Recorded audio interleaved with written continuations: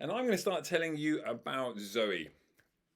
Zoe was the head of HR at Mercedes in China, and she was really frustrated, annoyed, nervous because she was 12 days away from her presentation and it wasn't coming together. She was talking to 2,000 people. The expectations were really high. She was going to a town hall meeting with her company. Everybody from Mercedes China was coming together, and she had to set a new precedent and a new direction for HR hiring. So she was super, super, super nervous because nothing was coming together. Just before we carry on, are my slides the right way round for you guys? They're backwards for me. Are they backwards for you? They're good? Okay. And basically what had happened was for a couple of weeks, her team had kind of gone around in circles and it felt like their potential was just getting wasted. They weren't getting the job done. So they gave me a call and they said, can you come in? Let's have a meeting. We really need to fix this presentation. 10 days later, we handed over the presentation to Zoe. She had a big smile on her face. She felt confident. She felt prepared and she was ready to go like a leader to her conference. And she had to go and amplify her core message. And what changed in those 10 days is that we applied a playbook. We applied the 8 steps to Showtime. And it's the playbook that I created being the frontline presentation creator for ad agencies in China, branded content companies, making presentations for the CEO of Cartier, Dior, Volkswagen, going to pitch to Mercedes, BMW. I had amazing opportunities in China, and it put me in the front line and it allowed me to create this process. Now, the process for Zoe was she looked in on the first step and said, great, I understand the process. She then came in at the third step and reviewed her script by email. And then she came in at step 7 and did one meeting with the team as we made final adjustments.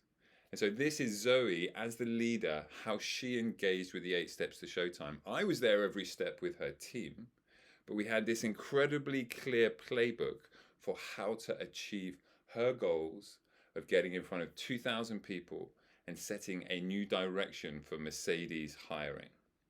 Now, just to go through the playbook real quick, step number 1 is brainstorming. Keep it analog, keep it simple, keep it fun, a whiteboard, post-it notes, nothing to do with technology. Step 2 is to take everything that we create in our brainstorming sessions and organize them. I love Evernote. You might have other systems, but to digitize them, to spell check them, to back them up, to make sure that everything you've created in step 1 is organized. Then, from that organization, we can write a script. It's super essential, just write a script, text only, no images, no words, no slides, just the content of your presentation. Get that signed off by the leadership, make sure everybody is totally aligned behind the message, then turn that into a wireframe deck if you're using slides. Sometimes you might choose not to, you don't have to use slides. But if you do, you get a wireframe deck so you can see the whole thing from start to finish. Then you put it into a design, because when you're designing wireframes, it's much easier than designing concepts.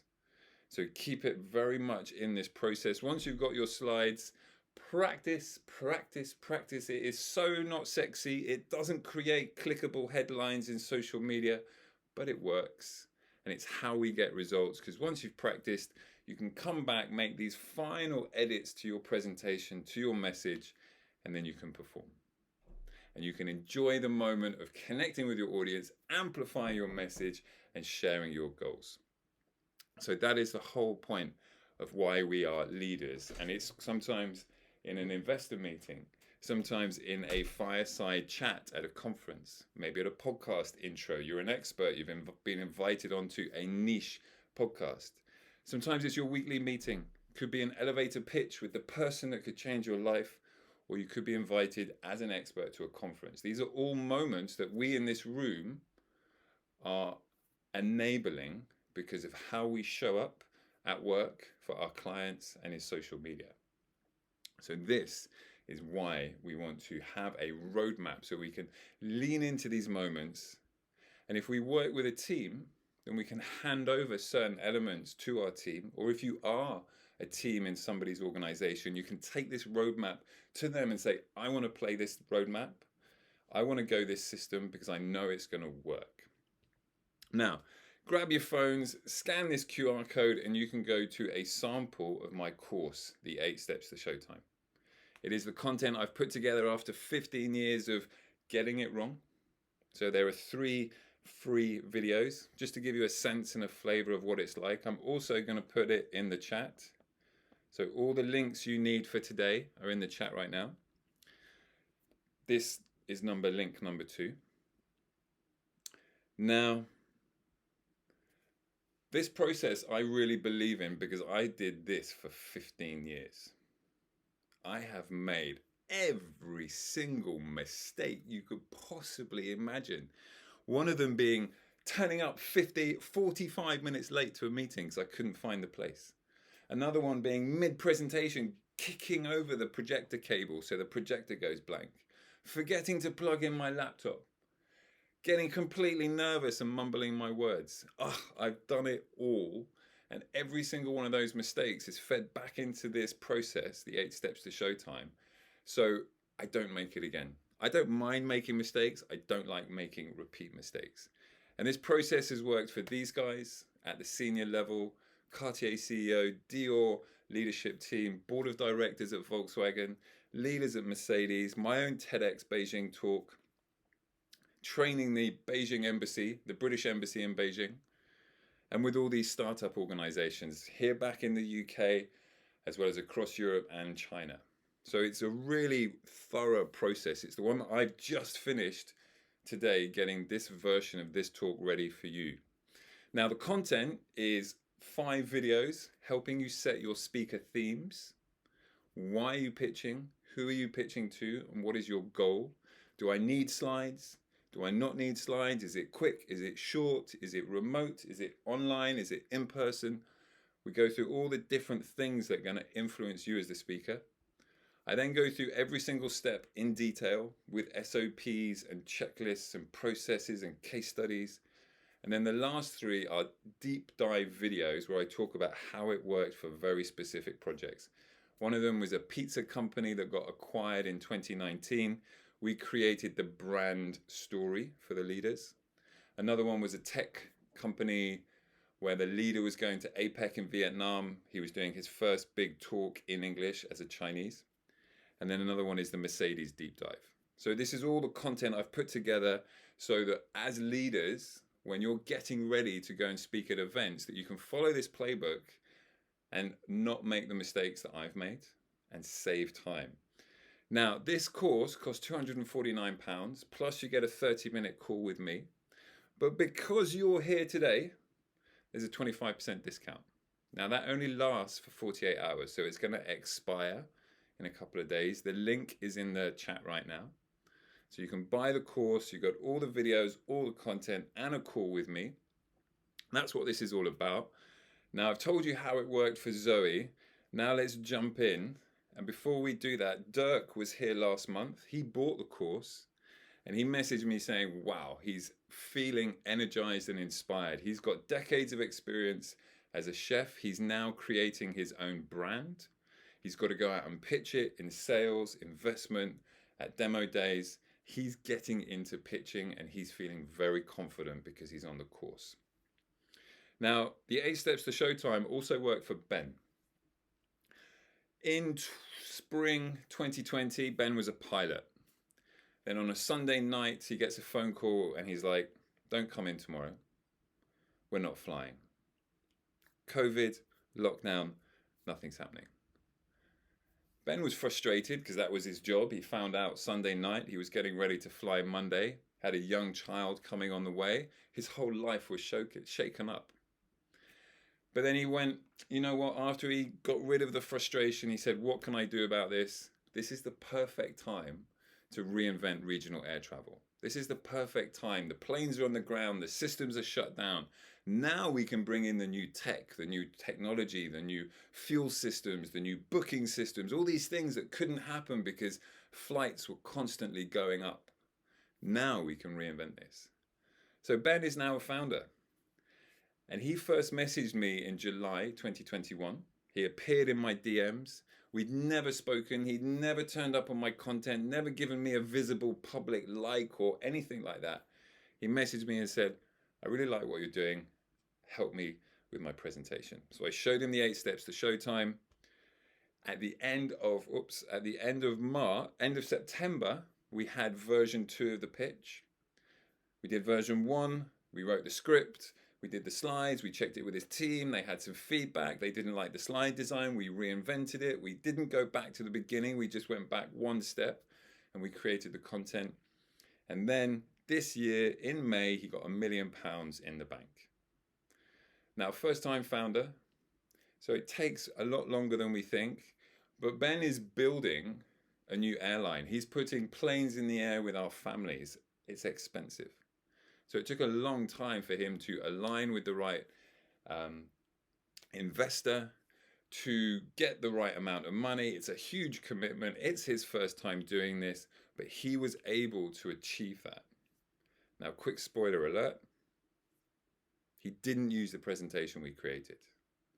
And when I found this out, I was devastated because I was like, no, that's how I am valued. My presentation, it wasn't, oh my God. He said, don't worry. I did use the pitch. And a pitch is not a series of slides. You are the pitch. How you turn up, how you communicate, how you connect, the relationships you build, the stories you tell. Now, if you don't have a playbook and you just wing it, you're leaving everything to chance.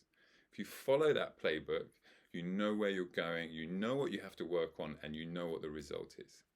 So what happened for Ben was we got the pitch deck ready, we went through the process.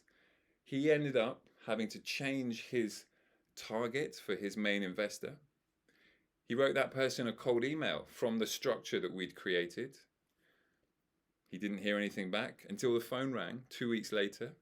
The investor was on the call. He'd phoned Ben up and he literally peppered him with 2 minutes of questions. How are you going to do this? What about this? What about this? What about this?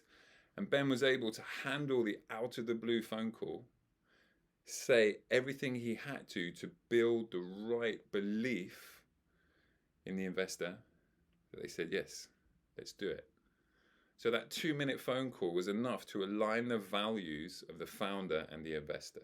And they've created a long-term relationship where this is really the only investor Ben needs. He's got the resources to fund the whole of the beginning of the airline because they completely aligned on values.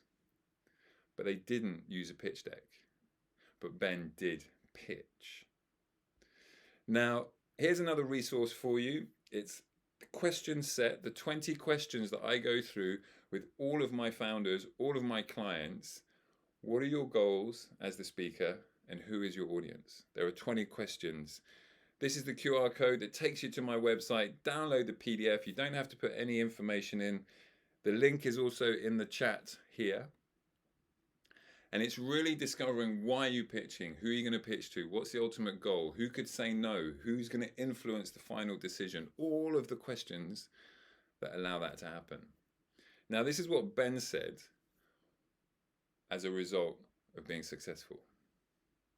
And as a result of not using the pitch deck that he'd invested in. He was flexible enough to know when to let it go and say, actually, the pitch is in here and the pitch is in here. I don't need my slides. I'm the presentation. He said it was the whole playbook because it's a bit like a sports team. The way the manager and the coach talks to you at training on Tuesday is going to help you for the game on Saturday. They're connected. And that is why we need a playbook. We can't just wing this. Now, this was Ben's goal. There was a big pile of money. There was a moat around it. How did he get that money? He pitched. And this was the result. Very soon, planes are taking off. So it happened for Zoe at Mercedes. It happened for Ben as a founder. And it also worked for Isabel as a consultant. So she reached out to me. She said, our team creates the presentations for really technical founders who are going to raise European money. Maybe it's cancer research. Maybe it's environmental recycling, all these very high level technical companies, PhDs, doctors who are spinning out companies. There's all this European money that they can go for. So Isabel's company helps them get their pitch ready. But she said it's taking too much time. My teams are distributed and remote. We're all in different time zones and we're lacking consistency. So she went through the 8 steps to Showtime and she said it is going to change the way they create their presentations. So before it was just presentation. Now that presentation is 8 steps from whiteboard to enjoying it.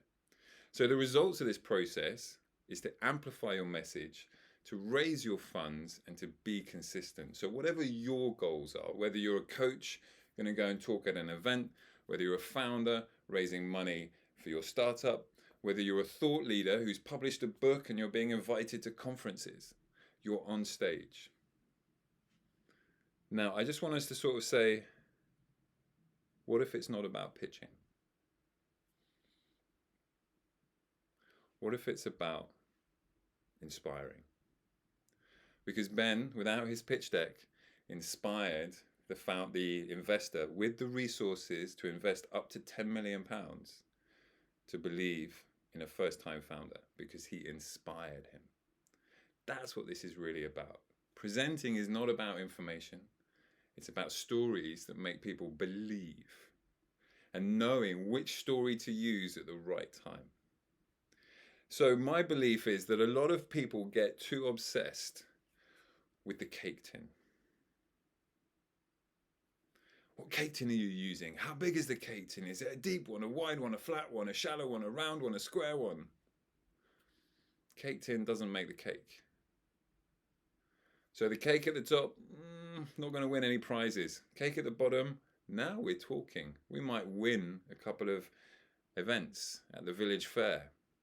The cake tin, you need the cake tin, otherwise the cake just falls apart in the oven. But the cake tin doesn't make the cake. It's the recipe. It's the ingredients. And the cake tin with the chef. How they put all of these ingredients together. The care, the passion, the focus. The things that are hard to describe, that we feel. That's what makes the pitch. And the problem is too many people go to stakeholders. They could be an audience at an event. They could be investors. And everyone's banging on about the cake tins.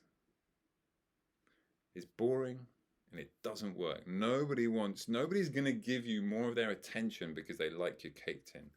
They want to be inspired. Now, this happens with or without slides.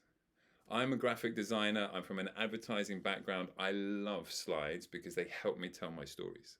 Other people, not interested. They just want to speak. What is your style? What is your vibe? Because a presentation is not the slides. It is that moment that you inspire and connect with your audience. Because attention is not a given.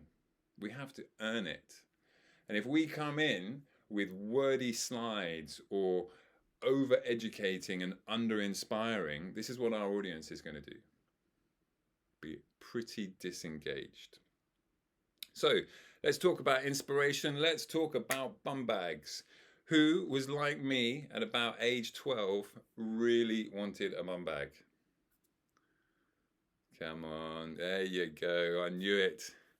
They were the coolest thing on the planet as far as I was concerned. Luckily, I've only ever bought one.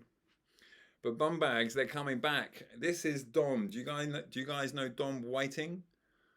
Absolute legend. He's got a bum bag. This man is an inspiration. Here he is. And if we zoom out of this picture, this is what he creates. You can just about see him at the front. I put a little yellow arrow pointing to him.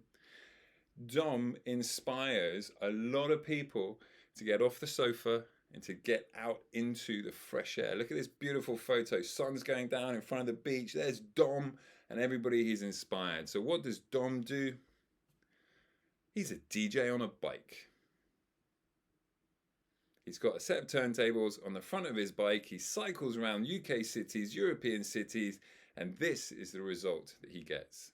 He gets a festival of people following him, a circus. He's like the Pied Piper. Everyone's off their phones, off their couches, outside on their bikes and enjoying a moment. He's taken cycling and DJing and put it together. But he's not a DJ pushing an album or a club night or merchandise. He's a car mechanic. But he was feeling it during lockdown. And his remedy was to get outside and to DJ on his bike. And he is such an inspiration because he makes people feel like this. And when one person feels like this, a lot of people feel like this. It spreads. And that is what inspiration is all about. Dom doesn't have PPT slides or a figured out pitch. His pitch is to get on a bike and DJ a set. And look at that. Thousands of people are following him.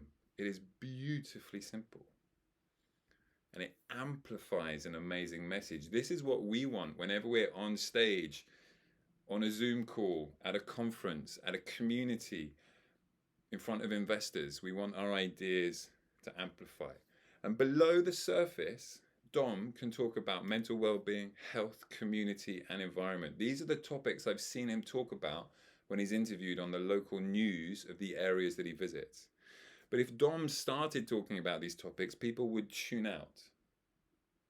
But because he doesn't, he inspires you first. He catches your attention, which is exactly what we want.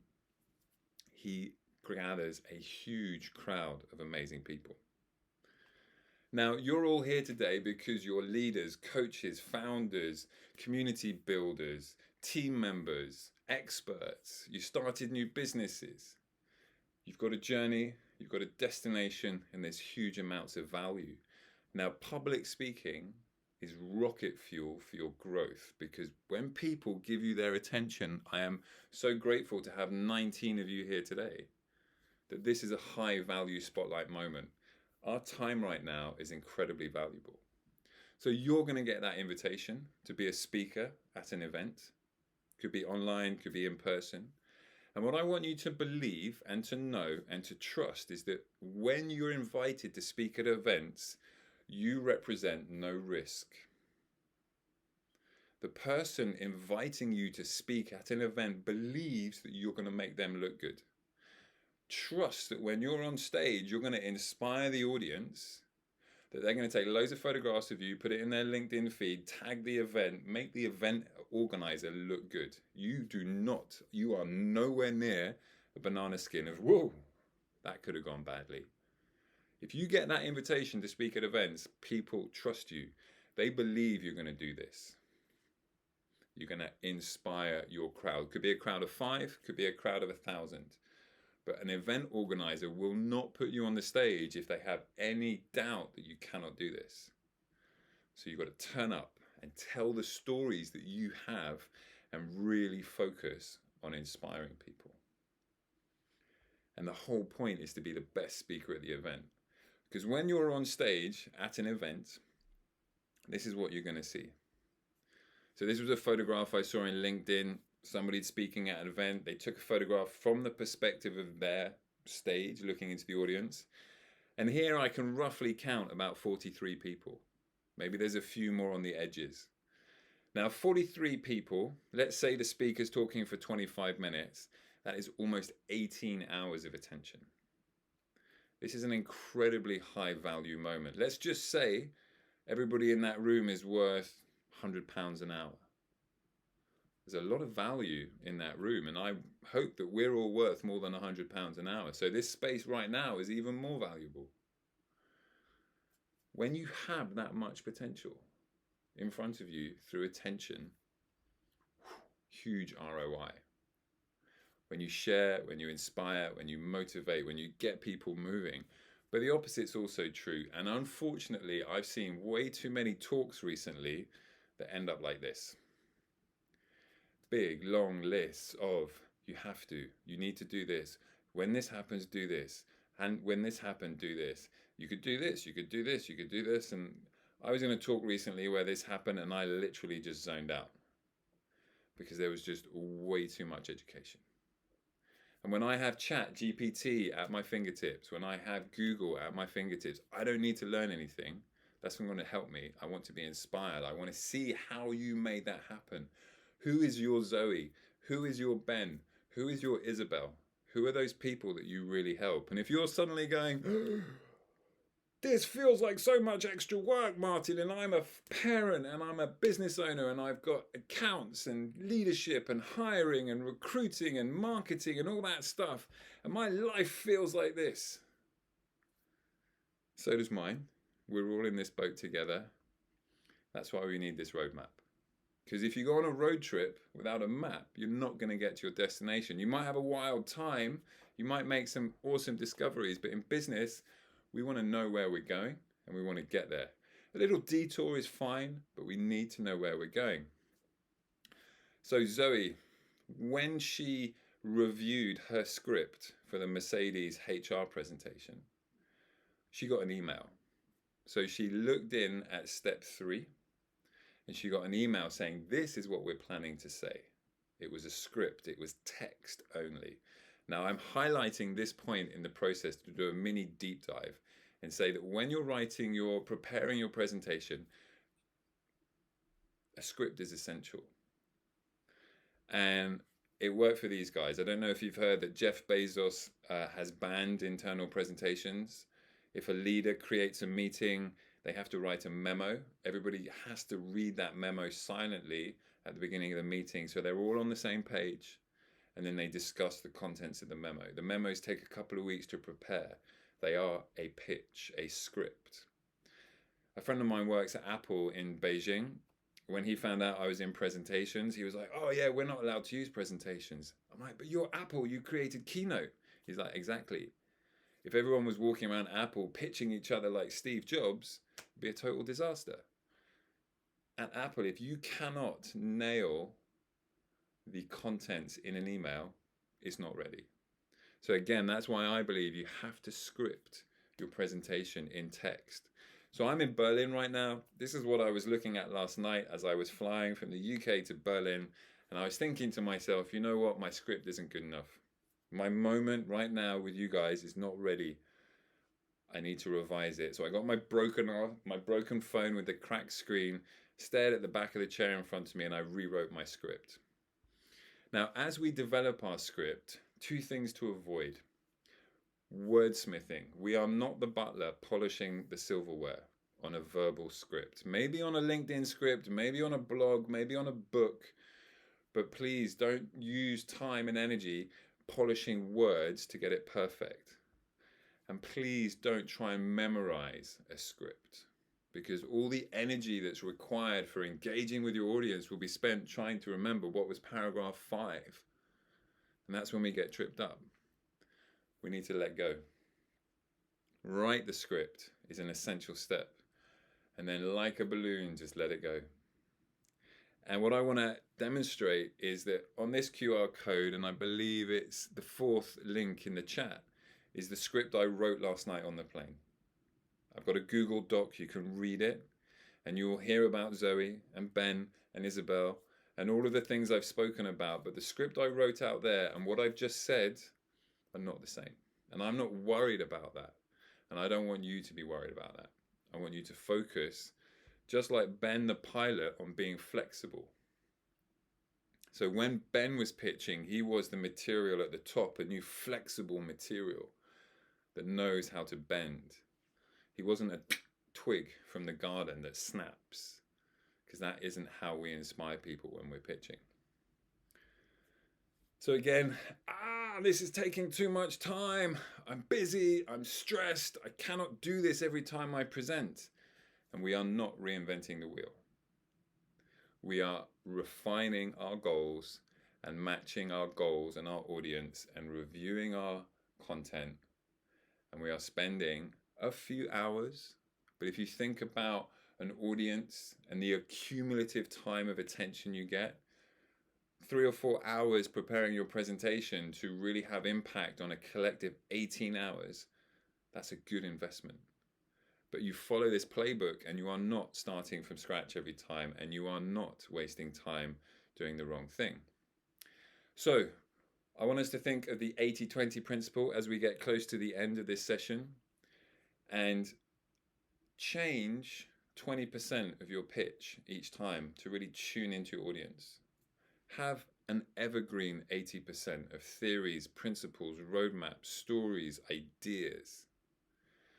And when you have that 80-20 principle, you can have 20% education, 80% inspiration. That means people are going to stay super engaged. And when you sprinkle the education through the inspiration, it creates moments that people feel inspired.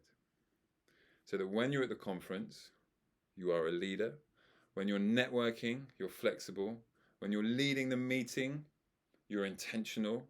When you're on demo day and you're one of 15 different startups, you stand out. When you're pitching from a distance in social media, people like it. When you're brainstorming with the team, there's a good energy. When you're on a podcast and you're being introduced as an expert, your intro is amazing and not a word salad that most people are. When you're on a client meeting and you're pitching updates to your client that they can see and feel the momentum. And when you get in that elevator, you get that opportunity.